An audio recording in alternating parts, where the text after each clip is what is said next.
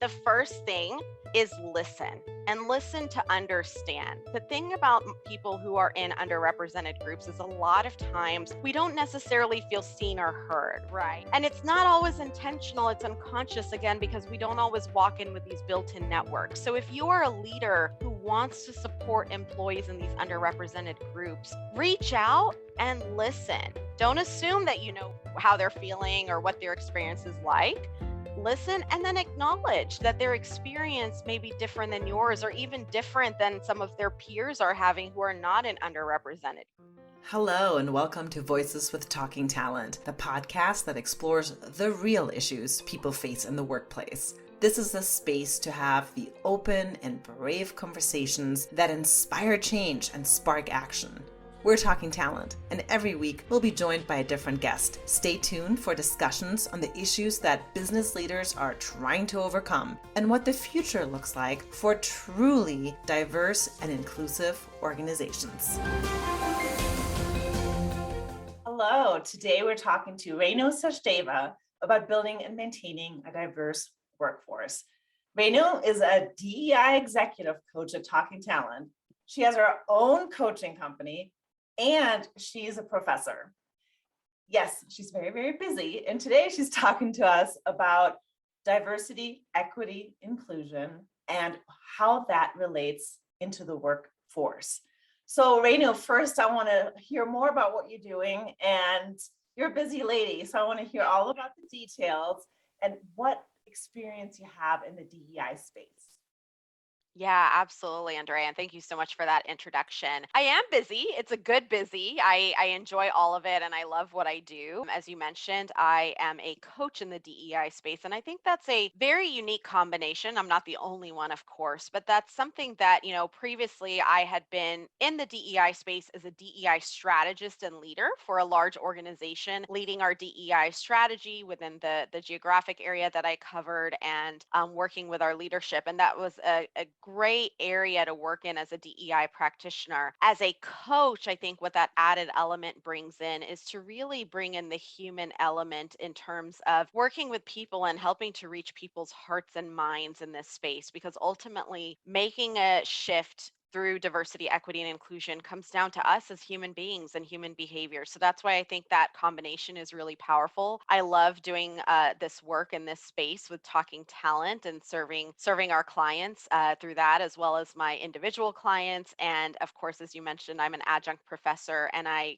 create and teach diversity, equity, and inclusion courses for undergraduate business students at the University of Houston. That's awesome. So I love that you're really immersed in the field. For teaching and coaching, can you tell the listener what the difference is? Oh, yeah, great question. They're actually similar in a lot of ways, but in teaching, it's about conveying knowledge, right? Helping to educate somebody in an area that they're not familiar with. Coaching, on the other hand, is about recognizing that your client, your coaching client, has the answers. They are the subject matter experts of themselves, and it's working with them to help them uncover their own underlying belief systems, bringing the unconscious to the conscious, and then recognizing, what are those unconscious beliefs, and especially in the area of diversity, equity, and inclusion, what beliefs do we hold about others who are different than us?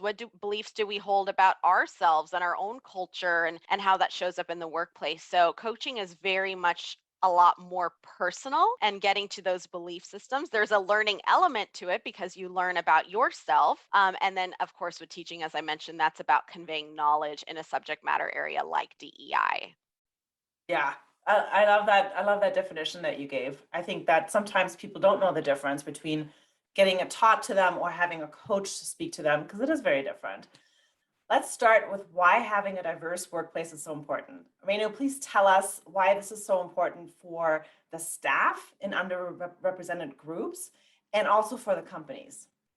Yeah, absolutely. So I'll start with the companies first. So companies have been increasingly focused on diversifying their workforce and hiring more underrepresented talent, meaning, looking at the demographics of their workforce, seeing which groups are not well represented, whether that's on the basis of gender, like women, whether that's on the basis of race, ethnicity, certain groups that are not well represented in the workforce, and wanting to increase that. There's been a lot of talk. There's a lot of studies out there around why this is good for business, right?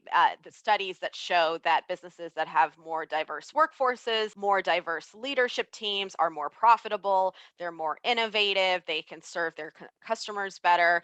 But really, I feel strongly that it's time for us to go beyond the business case as to why this is important for companies. Of course, those are all there. We know that if most businesses, they are for-profit organizations, yes, we want to look at the bottom line. But there really gets down to an intrinsic question of values. Most businesses in this day and age are values driven organizations, or at least they are aspiring to be values driven organizations. And when you think about diversity, equity, and inclusion, and the societal correlation of this topic to what happens in society, this is a huge values driven area of having the workforce of an organization, of a company, be reflective of the demographics of society, which most of them aren't at this point, right? If you look purely at numbers, and I'm a numbers person, and you look at the percentages, for example, based on race of percentages in the country in the United States, if that's where you're watching, and then you compare it to the demographics of large organizations or even the leadership team of large organizations, they're still predominantly white male. Not all, but many, right? And so that's where, in terms of for businesses and getting down to being values driven and why and knowing their why, it's really about thinking about, well, why aren't they reflective of the society at large, and what more can organizations be doing to be reflective of that and to be more inclusive of these groups? So that for organizations, that's I think a very important reason to be looking at diversifying their workforce. For people, employees of underrepresented group, why is it important to work for a company that has a diverse workforce? When you are part of an underrepresented group, and I have been there as an Indian American woman, and you come into an organization and you come into a team meeting or your department or whatever, you are acutely aware of being a minority in the room, right? You look around and you realize that you may be the only person who looks like you in the room, right? You may be the only person in the room who has the lived experience of being a woman or being, a racial minority. And you kind of, there's this intrinsic sense of isolation that comes with it, right? And so the more diverse a workforce is, the more as people from underrepresented groups come into the workforce, they will find others who look like them, right? They will find others who have similar life experiences, not the same, but similar, and they will start to feel more of a sense of community. Now, with that said, that doesn't mean that people who are in underrepresented groups should only connect with others who are underrepresented groups. Obviously, you want the organization to, for everybody to work together and everybody to be cohesive, but it mitigates that sense of onlyness, that sense of isolation that somebody can feel when they come into an organization, into a team, and they look around and they see nobody who looks like them, nobody who identifies like them. And you get this sense of, well, I don't know if anybody will get it, anybody will get how I feel. And so that's why it's really important for organizations to diversify. But I will say diversity isn't the only answer. And that's why we talk about equity and inclusion too, because it's not enough to just diversify the workforce. Can you expand on that? So equity and inclusion, what is the difference between that and just diversifying the workforce? Absolutely. So diversity is about the demographics, right? Pure and simple, it's the numbers. Diversity means how diverse is your workforce when you look at the demographics of your workforce. Inclusion, the I of DEI, is the culture. It's about whether you have created a sense of belonging for all of your employees, not just certain groups. So you don't want the in groups and the out groups, people who feel like they're part of it and people who don't.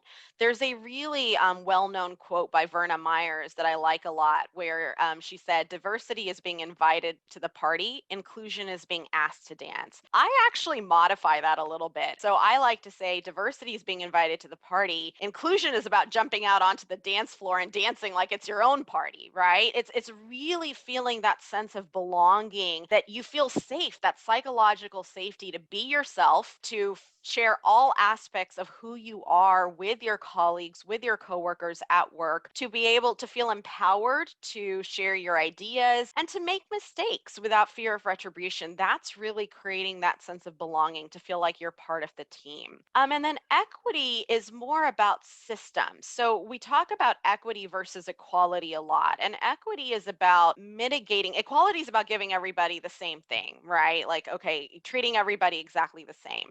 But we're not all exactly the same. And because we live in a society where systemic inequities exist, when you come into the workforce, those inequities come through as well, right? So when you are a business, it's really thinking about giving people what they need. I once heard somebody who's a parent use this example. He has 3 kids and he said, I can't give all my kids exactly the same thing. They're very unique individuals, right? So I need to know who they are and give them what they each need from me, right? And I think that applies, even though companies aren't parents, right? And there's not meant to be a paternal or parental approach to it. But at the same time, when you think about equity, it's about recognizing the needs of individuals within your organization and giving people what they need to be successful, even if that's different from the person next to them. So that's one element of equity. The other element of equity that's really important that needs to be looked at is any systems and processes within the organization. So like promotions, compensation,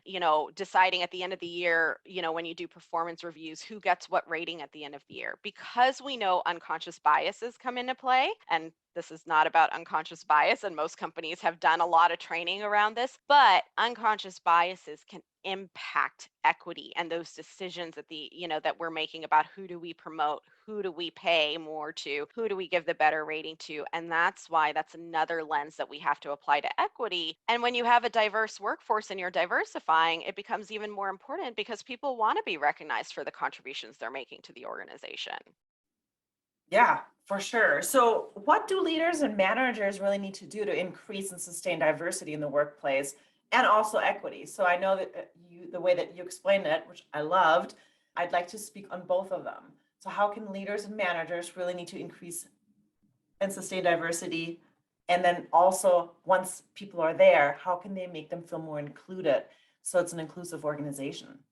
Yeah, it's a great question. And I love that you honed in on leaders and managers. I want to speak to that part of the question first, because really, when it comes to creating a sense of inclusion, it's not the leaders sitting at the top of the organization who do that, right? They can set the tone, they can set the agenda to say, hey, this is a priority and we want to do it. But if you think about you as an employee, right, or me as an employer, or anybody else, your day to day experience of how you feel about the company and your job and that sense of belonging has to do with your manager, right? The people you report to, the team that you work with day in and day out. That's where that sense of inclusion starts. So a lot of times companies who are focusing on DEI, they're kind of sitting at the 30,000-foot view, right? Because they're creating a strategy as they should, and they're coming, they're creating all these elements and ideas and processes and initiatives. Those are all wonderful. But really, as an organization, if you want to embed this into your culture and you want it to be sustainable, you really have to get those line managers on board, right? The people who are working with the employees day in and day out,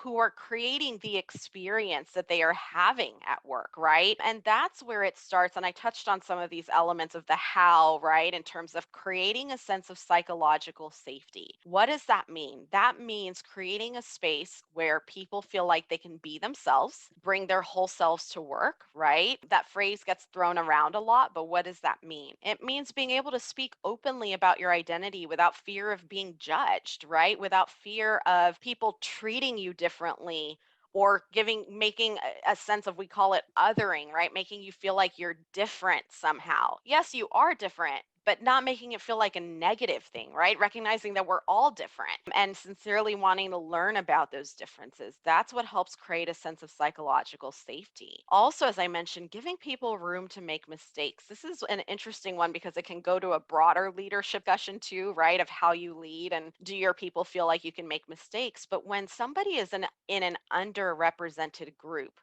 mistakes tend to carry more weight. There's a higher fear of retribution because, quite honestly, throughout our lives, it has felt like for many people, I won't speak for everyone, but for many people, when you are in an underrepresented group, it feels like mistakes carry more weight. And not only do they carry more weight, but then in some ways it's indicative of your group as a whole, that you're somehow representing your group as a whole. And if you fail, then that's going to, create a negative impression for other people like you in those minds. And that can, take away from that sense of psychological safety. So making it clear as a leader, as a manager, that it's okay to make mistakes and we're all here to learn and grow. And the other thing I would say is having open dialogue around what is going on in the world, and when bad things are happening, but also celebrating. So, we know that there's a lot of difficult things happening in the world. And I'll give you an example at my previous employer, when there were a series of race related, so white police officers who had killed Black men and women, we had candid conversations around how people were feeling. And those were difficult. And, the first time we had them in 2016, that was probably one of the first times that many people had participated in a conversation like that, because for so long it was taboo to talk about race, religion, and politics at work, right? It was the unspoken, unwritten rule.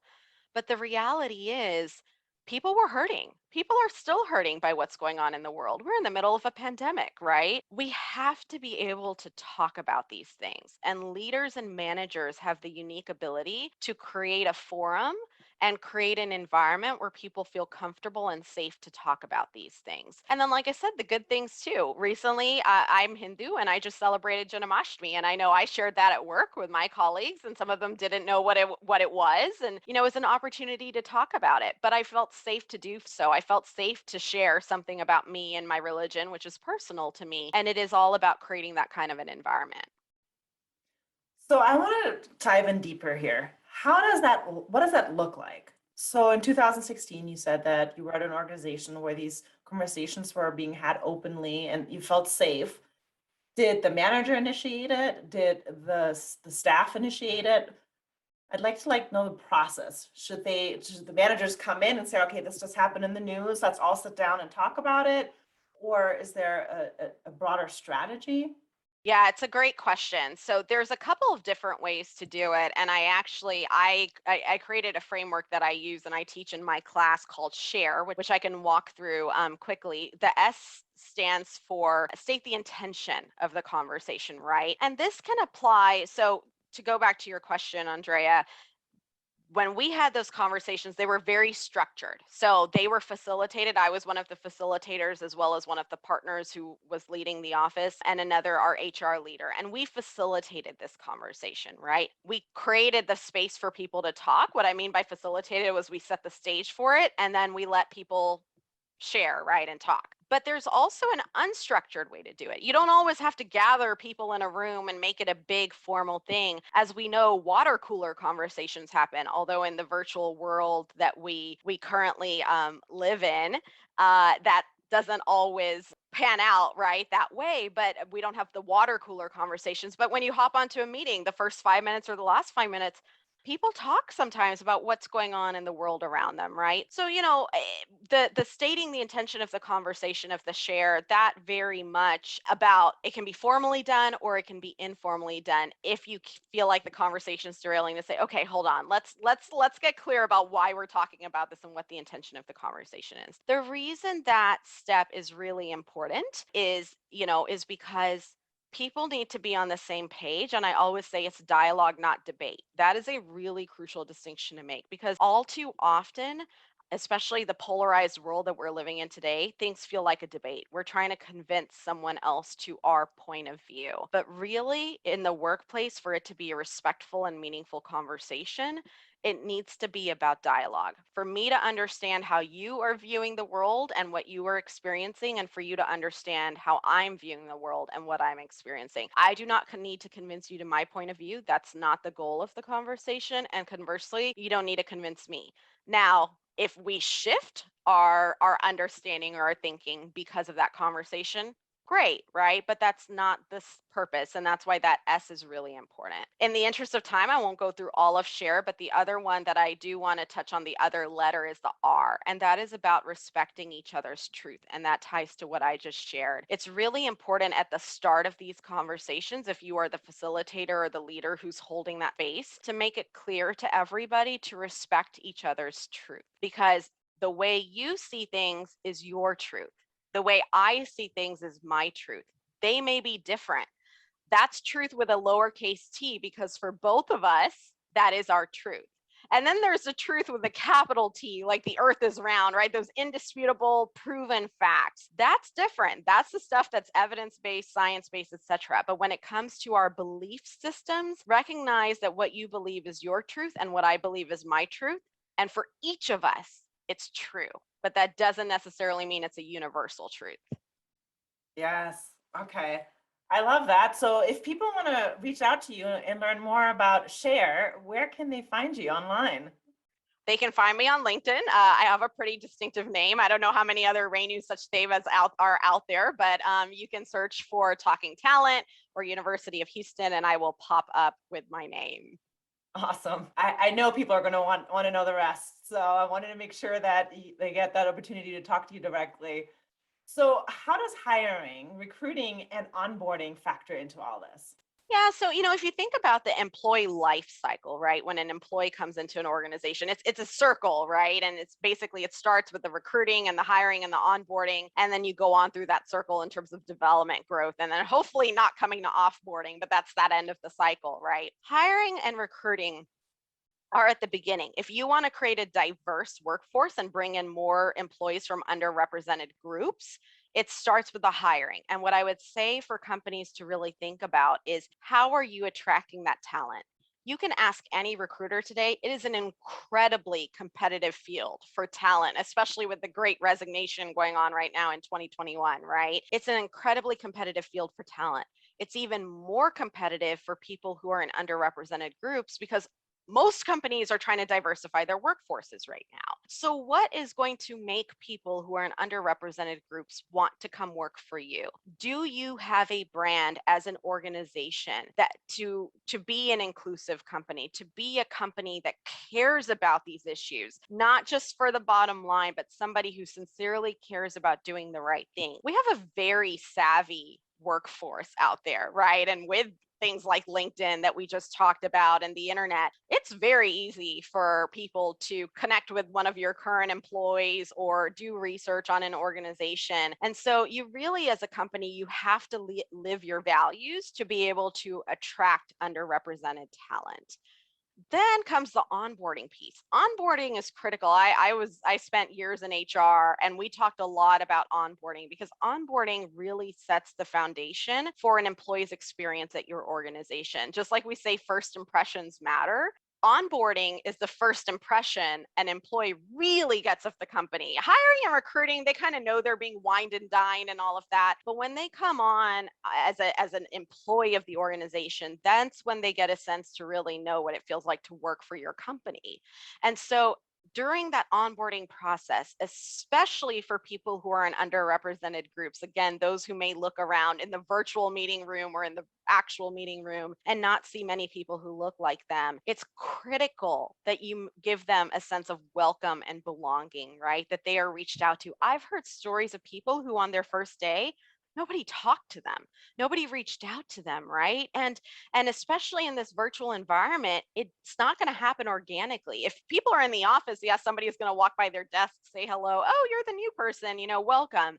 That doesn't happen in a virtual environment. So you have to be really intentional about helping people feel welcome, especially if they don't have a built-in network already. That's the other thing for people from underrepresented groups. A lot of times, and this is a much longer conversation around systemic inequities and all that, but a lot of times when they come into an organization, they don't know other people. And then when you have people who are in well-represented groups, they often come in and they already have a built-in network. They know so and so and so and so already. That's not the case always with people in underrepresented groups. So as an organization, as an HR team, or whoever's responsible for your onboarding, you have to think about being really intentional to help these people feel welcome and help connect them to a network when they come in the door. If you have employee resource groups, let them know about those so they can find other like-minded people from similar identity groups with shared backgrounds that they can connect with.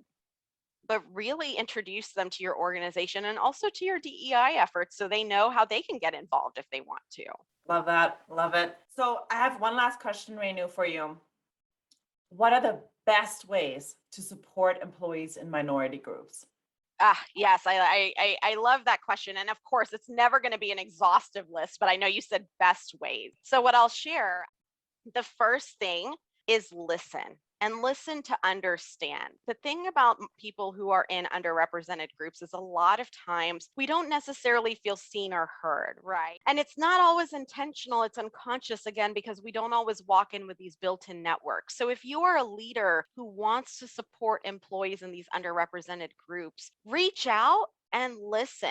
Don't assume that you know how they're feeling or what their experience is like.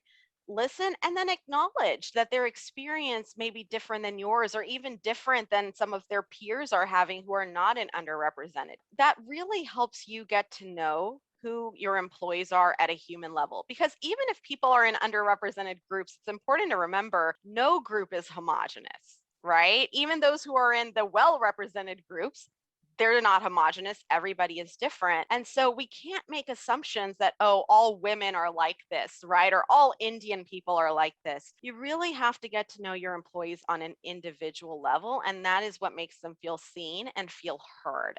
The other thing, and I've touched on this a lot, but I'll say it one more time because it's so important, is to create that psychologically safe environment. That is what helps your employees thrive. That is what helps them contribute at their highest levels. And that's ultimately best for them and best for your organization too. And then third, giving them opportunities to learn and grow. And it sounds kind of obvious, but at the same time, there are numerous studies, and everything's based in studies because I teach and I love research, but there are many, many studies and qualitative anecdotes and all of that talk about how, because of unconscious bias, people who are in leadership positions often give the plum opportunities, the really good opportunities, to others who are like them. That's similarity bias, right? And so people who are in underrepresented groups aren't getting those same opportunities because, again, they don't have that built-in network. Leaders don't look like them. And so they're not thought of when those opportunities come around. So, as a leader, to make sure you're supporting employees who are in these underrepresented groups, make sure that you're giving them good opportunities to grow and develop. They have the talent, or else they wouldn't be there, but they need the opportunity to nurture and grow that talent. And so it's really important to ensure your processes are fair and that bias is not influencing them.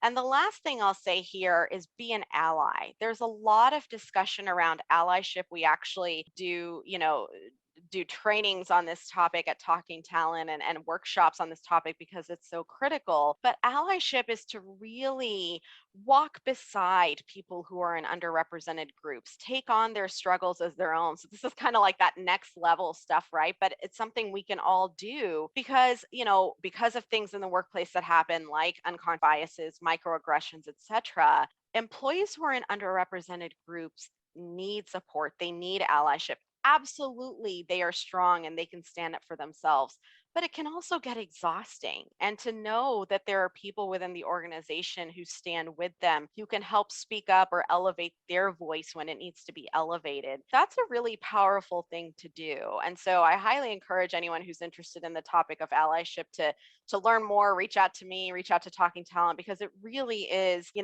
as an organization, if you are sincerely dedicated to advancing in this area, allyship is crucial, and it's crucial for leaders to engage in. This was such great advice, Renu. I really appreciate your time. We definitely have to have you back for more. I just think the work that you're doing is amazing. I've heard from people that have been coached by you how amazing you are and how you've really made a difference in their lives, not only their work lives, but their personal lives. So we're glad that you exist, and we're glad that you are here for, with us today. Thank you so much. Thank you so much, Andrea. It was my pleasure. Thank you for listening. This podcast has been brought to you by Talking Talent. We're a coaching organization that helps you develop, advance, and retain your talent. Together, we can create a more inclusive culture where your people and your organization can thrive. You can visit us online at talking-talent.com. That's talking-talent.com. If you liked what you heard today, please be sure to subscribe and leave a review. Thank you.